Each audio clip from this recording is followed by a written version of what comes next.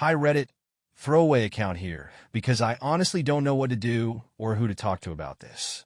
My name's Mike, and I've been married to Jessica for 6 years. We met in college. One of those whirlwind romances that felt like something out of a Nicholas Sparks novel, but clearly, this is no fairy tale. We don't have kids yet, but we've been talking about trying the next year or two. Or we were before all this happened. The first few years were great. Really great. Jess is funny, sharp, and has this fire in her that I've always loved. But looking back now, I think that fire burned a little too bright in the wrong directions, if you know what I mean. Things started getting weird about 2 months ago. Jessica works as an event planner, so she's always busy, but suddenly, she started working a lot of late nights. Like, sorry, I have a 9 p.m. meeting with a new client, kind of late. I didn't think much of it at first. Her job is demanding, and she's always been ambitious. But then other things didn't add up. For example, she got super defensive about her phone.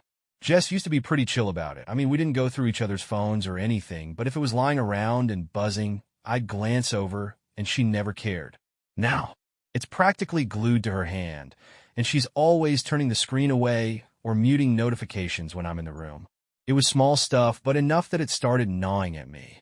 I told myself I was being paranoid, that maybe I was projecting because my own work had been stressful lately, and we'd been a bit distant. But something in my gut just didn't feel right. Anyway, that's the background. I'm still wrapping my head around what happened next, but let me know if you've ever been in a similar boat. I could really use some perspective here. The tipping point for me came one Friday night. Jessica had another work event she had to attend. She claimed it was some high-profile gala for a tech startup she was helping launch, and she'd be there late, probably until midnight or so. I wanted to be supportive, but something just felt off about how she said it. It was almost rehearsed, like she'd gone over the explanation a dozen times in her head. So I did something I'm not proud of. While she was in the shower getting ready, I grabbed her laptop. She keeps it logged into her work email, and I figured if she was telling the truth, there'd be some kind of confirmation, an invite, a schedule, anything. I searched for the supposed event name. Nothing. I even skimmed through her recent work emails, looking for any mention of this gala. Still nothing. That's when the first pang of dread really hit me. I started questioning myself. Was I crossing a line? Was I being controlling? But something about her secrecy and defensiveness wouldn't let me drop it. Later that night, after Jess had left, I decided to check her location on Find My iPhone. Now, I know some people will call me a stalker for this, but it's not like she didn't know I had access. We've used it before to find each other at crowded events or when her phone got stolen last year. The location? A restaurant on the other side of town. Not a gala venue, not an office building, a dimly lit Italian spot we used to love going to for date nights. My stomach twisted into knots. I told myself it could be nothing. Maybe she had a pre-event meeting or grab dinner with a coworker. But that little voice in my head kept whispering, she's lying. I spent the rest of the night staring at my phone, watching her location barely move. Midnight came and went, and when she finally got home at almost 1 a.m., I tried to play it cool. She looked stunning. Red dress, heels, makeup flawless. She smelled like expensive wine and something sweet, like vanilla. How was the gala? I asked, my voice as casual as I could manage. Her response? Exhausting. I'm so glad to be home. Then she kissed my cheek, said she was too tired to talk, and went straight to bed. I didn't sleep that night. My mind was racing, and I couldn't shake the image of her sitting in that restaurant, laughing, sipping wine, and lying to me the whole time. The next morning, I woke up to the smell of coffee. Jessica was already up, acting cheerful and chatty, as if the weirdness of the night before didn't exist. She was telling me about some networking opportunities she'd supposedly scored at the gala and how exciting things were at work. Her story was just vague enough to sound plausible, but specific enough to make me suspicious. She even threw in a few random details, like how she met a guy named Paul, who runs a PR agency, and how they talked about potential collaborations. I nodded and smiled, but internally, I was boiling. Paul? Really? It felt like she was overcompensating with this oddly rehearsed monologue. Later that day, I couldn't shake the thought of the restaurant. I checked my phone's location history, and sure enough, it confirmed she was there for hours. It also showed she made a stop at a nearby parking lot beforehand. My mind immediately went to the worst-case scenario. She met someone there, and they walked to the restaurant together.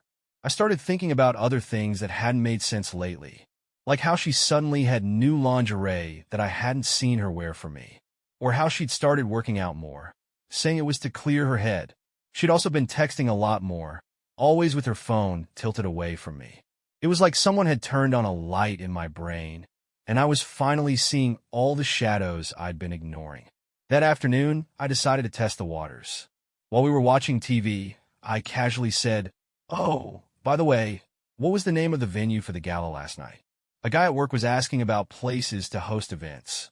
She blinked, just for a split second, and then her face lit up with what I can only describe as a forced smile. "Oh, it was at the Monarch downtown. Gorgeous place, really." I nodded, pretending to be satisfied. But I knew the Monarch wasn't downtown. It's in a completely different part of the city. I'd looked it up earlier when I was trying to find that non-existent gala invite in her emails. I didn't call her out right then. I needed more proof. I felt like if I confronted her without hard evidence, she'd just lie her way out of it. So I decided to wait and keep digging. The next couple of days were like walking on eggshells. Jessica seemed oblivious to the fact that I was onto her. If anything, she was acting extra sweet, bringing me coffee in the mornings, texting me little "I love you" notes during the day, and even suggesting we go out for dinner that Friday. It all felt so fake, like she was trying to cover her tracks or ease her guilt. On Wednesday night, she made her first big slip-up. We were sitting on the couch, watching some forgettable sitcom, when her phone buzzed. She picked it up, glanced at the screen, and quickly swiped it away. But in that split second, I saw the name Ethan flash across the top. "Who's Ethan?" I asked casually, keeping my tone as light as possible. She froze for half a second before giving me this exaggerated laugh. "Oh, just some vendor from work. He's been pestering me about scheduling a meeting. So annoying." She tossed her phone onto the coffee table like she couldn't care less. I nodded, pretending to accept the explanation, but my heart was pounding. I didn't remember her mentioning an Ethan before, and her reaction felt way too defensive for it to be nothing. After she went to bed, I picked up her phone. I knew her passcode. It hadn't changed since the last time I checked months ago. I opened her messages, my hands trembling, and searched for Ethan. There wasn't a conversation with him. Nothing. But then I realized she might have been smart enough to delete it. So, I checked her recently deleted messages. Bingo! There were fragments of text between her and Ethan. Nothing explicit, but they were enough to make my stomach churn. "Ethan, last night was incredible. I can't stop thinking about you." "Jessica, me too. You always know how to make me feel so special, Redheart." I couldn't breathe. My head was spinning. This wasn't just a suspicion anymore. It was real. She was cheating. There it was, plain as day, right in front of me. For a moment, I just sat there, staring at her phone like it was some kind of alien object. My mind raced with questions. How long has this been going on? Who the hell is Ethan? What the fuck do I do now? I locked her phone, put it back where I found it, and went to the kitchen. I poured myself a whiskey, straight, no ice, and sat there in the dark trying to figure out my next move. The next morning, Jessica acted like nothing was wrong. She kissed me on the cheek before leaving for work, and even reminded me about our planned date night on Friday. I forced a smile and told her I couldn't wait. Inside, though, I felt like I was going to explode. I knew I needed more evidence before confronting her. Something undeniable, something she couldn't twist into another lie. So, I did something I never thought I'd do. I reached out to one of her friends, Amanda. Amanda and Jess have been best friends since high school. I'd always liked Amanda. She's blunt, a little nosy, but generally a good person. I figured if anyone knew what was going on, it would be her. I texted her that morning. Me. "Hey, Amanda. Quick question. Jessica mentioned a guy named Ethan at work. Do you know him?" It took a while for her to respond, and when she did, her answer was cryptic. "Amanda. Why are you asking?" That immediately set off alarm bells. Why was she being so evasive? I decided to play dumb. Me. Just curious. He texted her about something work-related last night, and she said he's a vendor. This time, her reply came faster. "Amanda. Yeah, he's not a vendor. I think they met at some conference a few months ago. You should ask Jess about it." That was all I needed to know. Amanda wasn't outright saying anything, but her response practically screamed, There's something fishy going on. I spent the rest of the day feeling like a detective on the edge of cracking a case. When Jessica got home that evening, I tried to act normal. We ate dinner, watched a movie, and made small talk, but my mind was somewhere else. I was planning my next move. After she went to bed, I opened her laptop again. This time, I searched for Ethan's name in her messages and email archives. It didn't take long to find what I was looking for. Emails and messages confirming that they'd met at a work conference 2 months ago and had been staying in touch ever since. One email stood out. It was short, but it felt like a punch to the gut. Ethan, I can't wait to see you again this weekend. Counting the hours read hard. The timestamp was from 2 days ago. It hit me this wasn't just an emotional affair. She'd been with him at that restaurant while lying to my face about a work event. I finally had everything I needed. The question now was, what the hell do I do with it? I barely slept that night. By the time the sun came up, I was running on fumes but fueled by anger. I decided I couldn't keep this to myself any longer. If I didn't confront her, it would eat me alive. When Jessica came downstairs that morning, she was in her usual morning routine, smiling, humming while making coffee, acting like the perfect wife. It almost made me laugh how fake it all felt now. As she sat down with her cup, I said, "We need to talk." She froze for a second, then gave me a wary smile. "Okay, what's up?" I decided to go straight for the jugular. "Who's Ethan?" The color drained from her face, and she stammered. "What? I told you, he's a vendor I work with." I shook my head and pulled out my phone. "No, this. He's not. I've seen the texts. I know you were with him at that restaurant the other night. I know you've been lying to me." Her face went pale, and for a moment, she just stared at me, speechless. Then she started to cry. "Mike, it's not what you think. I swear, it's nothing serious. Just a little flirting, that's all. It didn't mean anything." I couldn't believe what I was hearing. "Flirting? Jess, I saw the messages. Last night was incredible. I can't wait to see you this weekend. Are you seriously trying to tell me that's just flirting?" She stood up, tears streaming down her face, and started pacing. "I messed up, okay? I don't even know why I did it. I've been feeling disconnected, like we've been drifting apart. I was lonely, and Ethan was there, and it just happened." Her words hit me like a ton of bricks. Disconnected? Lonely? What was she talking about? Sure, things hadn't been perfect lately, but I'd been here. I'd been trying. She's the one who'd been distant, sneaking around. "So, this is my fault now?" I said, my voice rising. "You're lonely, so you start sleeping with some random guy, and I'm the problem? Do you even hear yourself?" She stopped pacing and glared at me, her tone shifting from apologetic to defensive. "I'm not saying it's your fault, but maybe if you'd paid more attention to me instead of burying yourself in work, I wouldn't have felt so invisible." I couldn't believe what I was hearing. She was turning this around on me, trying to justify cheating by blaming me for working hard to provide for us. It was like I didn't even recognize the woman standing in front of me. "Jessica," I said, trying to keep my voice steady, "you didn't feel invisible. You made yourself invisible. You lied, you hid things, and you betrayed me. That's not on me. That's on you." For a moment, she just stood there, glaring at me, her chest heaving like she was about to explode. Then she stormed out of the room, slamming the door behind her. I sat there for a long time, staring at the empty coffee cup she'd left on the table. The house felt too quiet, too empty. And for the first time, I realized that no matter what happened next, things would never be the same. Jessica didn't come back downstairs for hours. I sat in the living room, replaying the confrontation over and over in my head, wondering if I'd handled it wrong, or if there even was a right way to handle being cheated on. Finally, around mid-afternoon, she emerged. Her face was red and puffy from crying, but her demeanor was calmer. She sat down across from me, folding her hands in her lap like a kid in trouble. "Mike," she began, her voice shaky but firm. "I'm sorry. I really am. I know I've hurt you, and I hate myself for it. But you have to understand, it's not like I planned for this to happen. It was a mistake." I scoffed. "A mistake? Jess, a mistake is forgetting to pick up milk at the store. This was deliberate. You lied to me, snuck around, and carried on with this guy for months. That's not a mistake. It's a series of choices." She flinched but didn't argue. Instead, she just nodded, tears rolling down her cheeks. "You're right. I have no excuse. I've ruined everything, and I don't even know if I can fix it." Her words hung in the air, heavy and suffocating. For a brief moment, I felt a pang of pity for her, but it was quickly drowned out by the anger and betrayal coursing through me. "I need to know everything," I said, my voice cold. "How long has this been going on? How many times did you meet him? Did you sleep with him?" She hesitated, wiping her eyes before answering.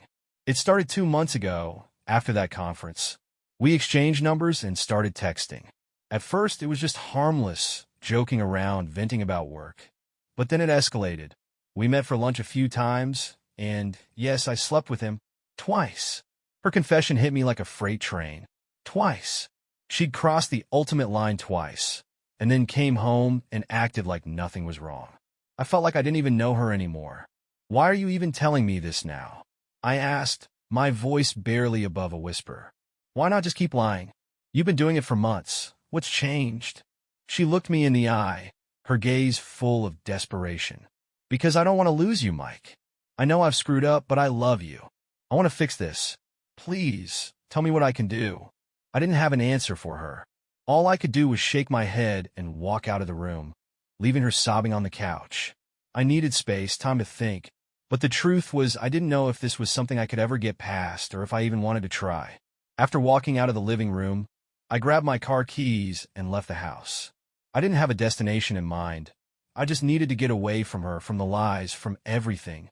I ended up at a park a few miles away, parking the car and sitting on a bench overlooking a small lake. The stillness of the water didn't match the storm in my head. Every word Jessica had said replayed over and over. "I love you. I want to fix this. I slept with him." The contradictions were maddening. How could she claim to love me while betraying me like this? And now she wanted to fix it? Was that even possible? I sat there for hours just thinking about our relationship, our marriage, all the good times we'd had before this nightmare. I thought about the way she used to look at me, like I was her entire world. When had that stopped? And why hadn't I noticed? At some point, I called my best friend Jake. He picked up after a couple of rings, his usual upbeat tone replaced with concern as soon as he heard my voice. "Mike, what's going on? You sound off." I hesitated, unsure how to even begin. "Jess is cheating on me." I finally blurted out. The words felt surreal, like they belonged to someone else's life. Jake was silent for a moment, and then he said, "Are you serious? Jesus, man, are you okay? Where are you right now?" I told him about the park, and he offered to come meet me. Part of me wanted to decline. I wasn't sure I was ready to face anyone, but I agreed. 15 minutes later, he was sitting beside me on the bench, a look of sympathy on his face. "Start from the beginning," he said. So I did. I told him everything, the weird behavior, the text, the confrontation. By the time I was done, I felt drained, but also a little lighter. Jake didn't interrupt, didn't try to offer solutions right away. He just listened. When I finished, he leaned back and let out a low whistle. "That's rough, man. I'm so sorry. Do you think there's any way to work it out?" I shook my head. "I don't know. She says she wants to fix things, but how do I trust her again? How do I even look at her without seeing him?"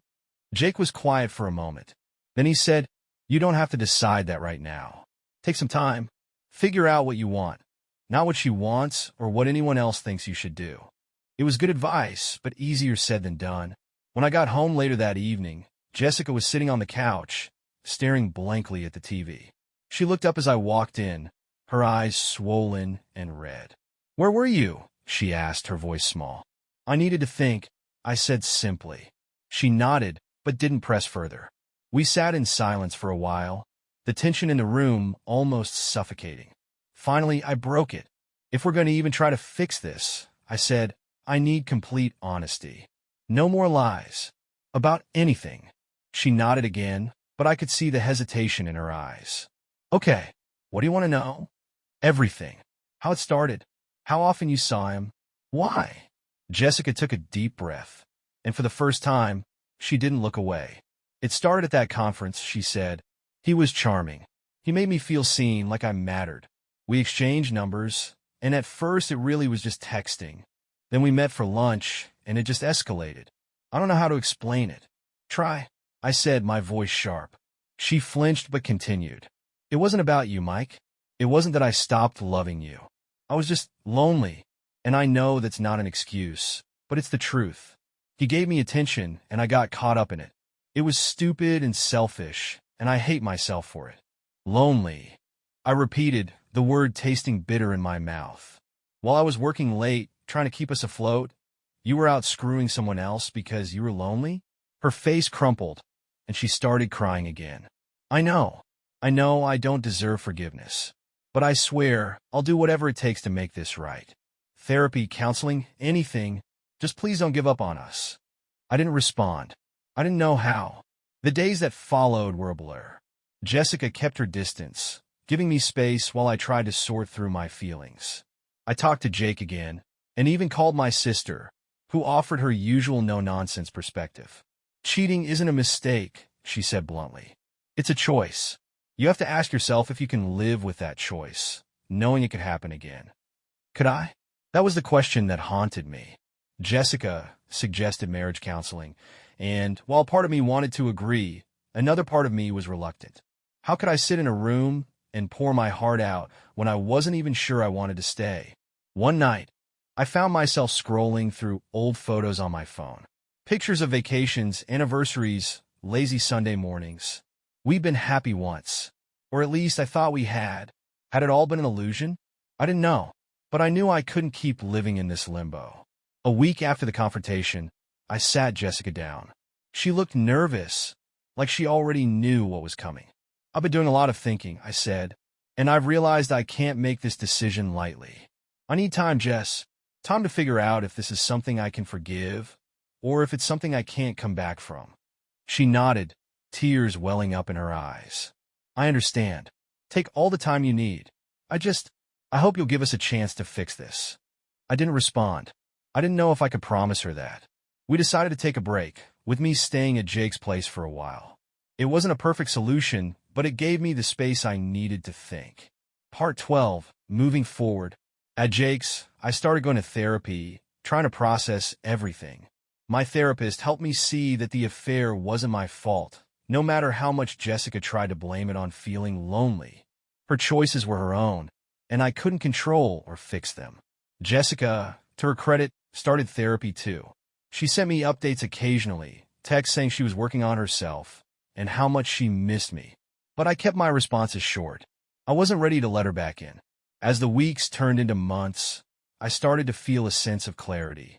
I realized that while I still loved Jessica, I didn't trust her. And without trust, what kind of marriage did we even have? Eventually, I sat down with Jessica again. She looked hopeful, but I could see the fear in her eyes. I've made my decision, I said, my voice steady. I can't do this anymore.